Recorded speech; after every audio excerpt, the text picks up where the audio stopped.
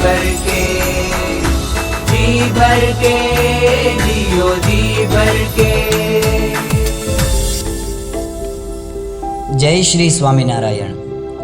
इस संसार में हर इंसान के लिए माँ बाप सर्वस्व होता है, सब कुछ होता है। कभी अभिमान तो कभी स्वाभिमान होता है माँ बाप, कभी धरती तो कभी आसमान होता है माँ बाप। और आज दिल थाम कर बैठना, आज बड़ी ही दमदार कहानी सुनाने वाला हूँ। एक जज साहब वृद्धाश्रम में अपनी माँ को छोड़ने गए।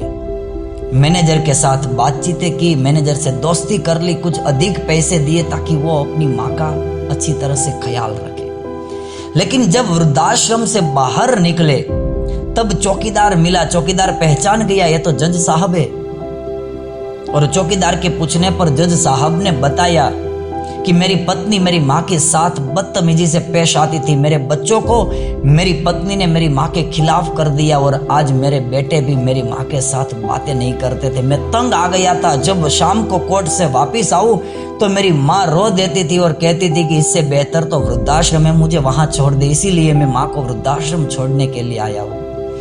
तब चौकीदार ने जज साहब को कहा कि साहब आप तो बड़े लोग हैं, मैं तो चौकीदार हूँ, मेरी औकात नहीं है आपके साथ बहस करने की और आपको सलाह देने की। लेकिन आज जब प्रश्न माँ बाप पर उठा है तब औकात अपनी जगह पे। लेकिन मैं आज आपको इतना ही कहना चाहूँगा कि जज साहब, आपको पता है सही क्या है गलत क्या है, फिर भी आपने गलत फैसला लिया। पूरे शहर के लोगों को फैसले सुनाने वाले जज साहब, आज आप अपने ही फैसलों में गलत हो गए। पूरे समुंदर तैर के आए और किनारे पे ही डूब गए। क्या कुछ नहीं किया आपकी माँ ने आपके लिए, कितना बलिदान और कुर्बानियां दी आपके लिए जज साहब, ये भूल गए। और एक पत्नी और बेटे के कहने पर आप वृद्धाश्रम छोड़ आए।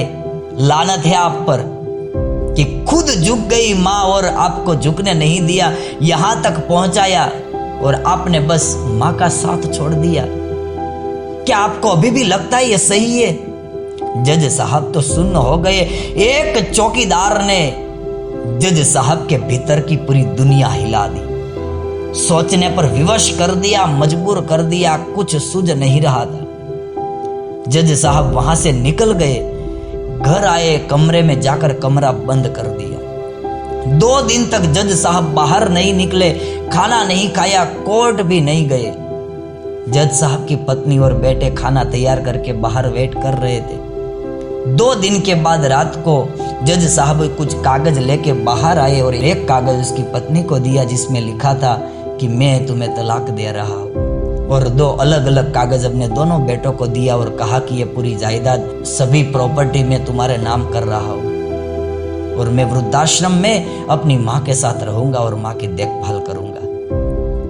दोनों बेटों ने जज साहब के हाथ पकड़ लिए, कुर्सी पर बिठाया और पैर पकड़ के कहने लगी कि पापा ये सब क्या है, आपको क्या हो गया है, हमारी क्या गलती है इसमें। इतना सुनकर जज साहब का खून खौल उठा और उठ गए कुर्सी पर से और कहने लगी कि क्या कहा, हमारी क्या गलती है?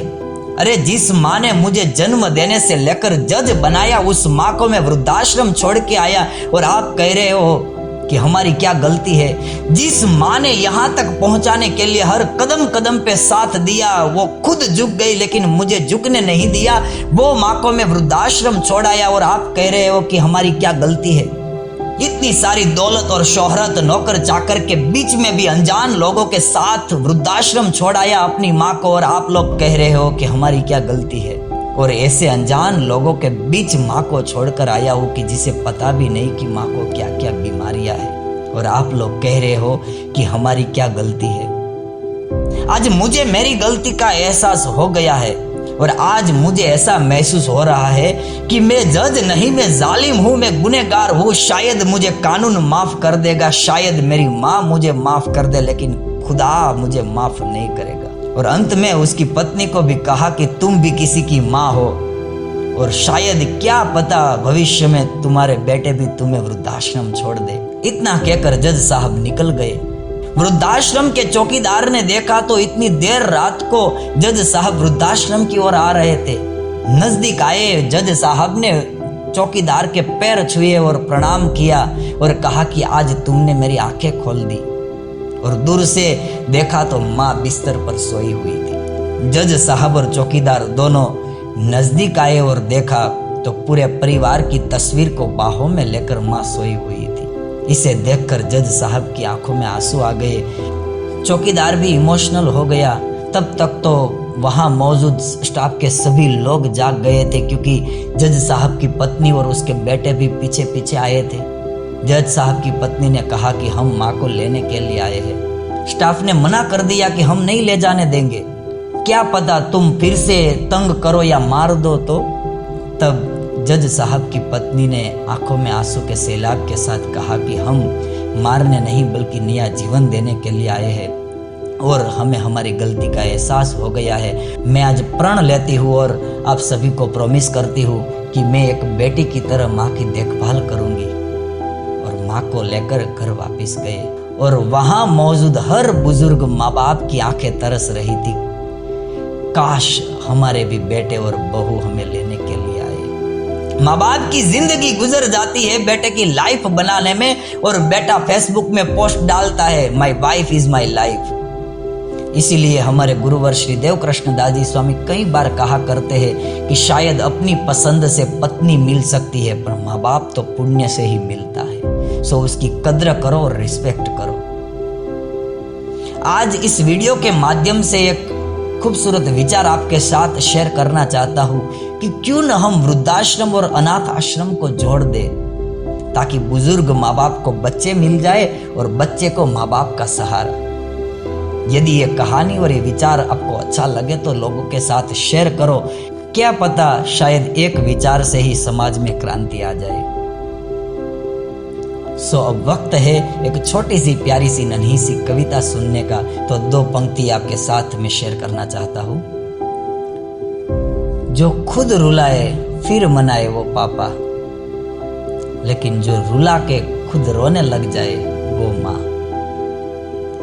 बदकिस्मत की कोई ताली नहीं होती, सुखी उम्मीदों की कोई डाली नहीं होती। जो झुक जाए माँ बाप के चरणों में उसकी झोली कभी खाली नहीं होती। माँ के पल्लू ने न जाने ही कितने तूफानों को मोड़ दिया और छान के पल्लू को जहर से अमृत कर दिया। कल आया था समंदर उसके बेटे को डुबाने, कल आया था समंदर उसके बेटे को डुबाने। माँ ने उसे भी पल्लू में समेटा और निचोड़ दिया। पिता रोटी है, कपड़ा है, मकान है, पिता नन्हे से परिंदे का बड़ा आसमान है। पिता है तो प्रतिपल राग है, पिता है तो माँ की चूड़ी बिंदी और सुहाग है। पिता है तो बच्चों के सारे सपने हैं, और पिता है तो बाजार के सब खिलौने अपने हैं।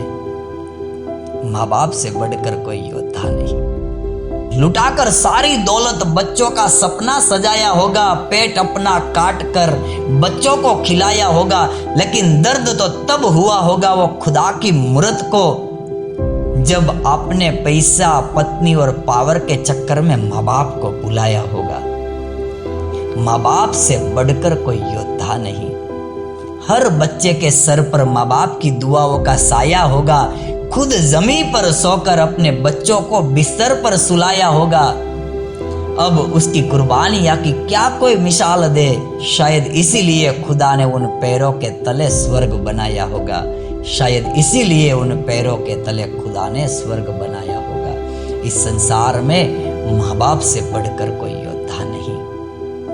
अंत में मैं बस इतना ही आप सभी से निवेदन करना चाहता हूँ कि अभी इसी वक्त आपके आसपास आपके माता पिता हो तो उसके पैर छूकर उसको प्रणाम करो, और यदि दूर है तो वॉइस कॉल या वीडियो कॉल करके माँ बाप के प्रति अपना प्यार जताए, और कभी न बिछड़ने का और न बिखरने का अपने माँ बाप से वादा करे। बस यही जिंदगी का मूल मंत्र है। 4 दिन की जिंदगी है, माँ बाप की दुआएं लेते रहो, माँ बाप की सेवा करो और हर पल खुशी से जियो। ऐसा क्या जीना, हर दिन मर मर के जिंदगी मिली है, जियो जी भर के। और यदि आप भी हमारे साथ इस बेहतरीन लाइफ की सफर में जुड़ना चाहते हो तो इस सूरज गुरुकुल यूट्यूब चैनल को सब्सक्राइब करें, इस वीडियो को शेयर करें, लाइक करें और कमेंट बॉक्स में जरूर लिखें जियो जी भर के। अस्तु। जय श्री स्वामीनारायण।